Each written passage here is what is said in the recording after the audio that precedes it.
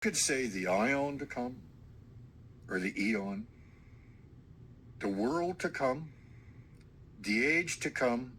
Okay, if you use that terminology, biblically, it would all mean the same thing. A new reality, because it's to come. A new reality. So these are all saying the same thing. It isn't talking about a planet to come or things out there in the universe or anything like that, but to of life existence.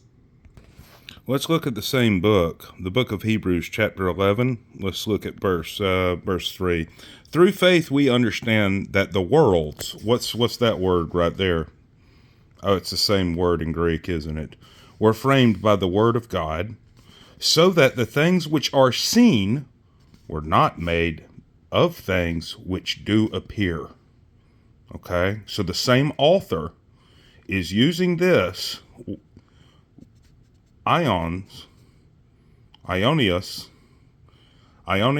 the adjective form of ion, to explain the creation of the universe.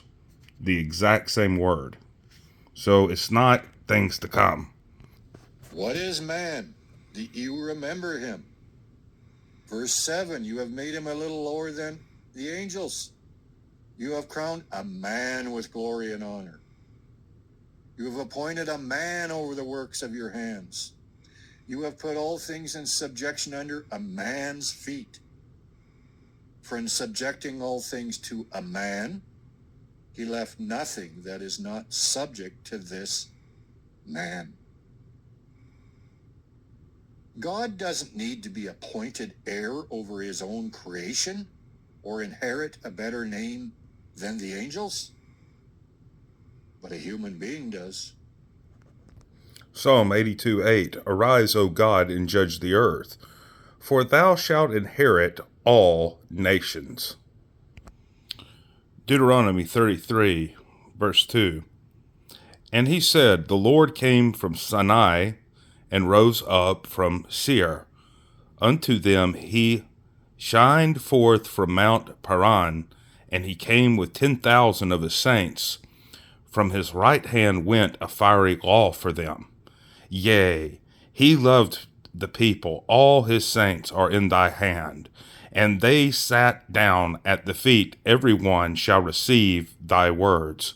Moses commanded his law, even in the inheritance of the congregation of Jacob. And he was king in Jeshurun. Who was king? Was it Moses? No, this was God. It actually means he became king in Jeshurun. Does it mean that he wasn't king before? No.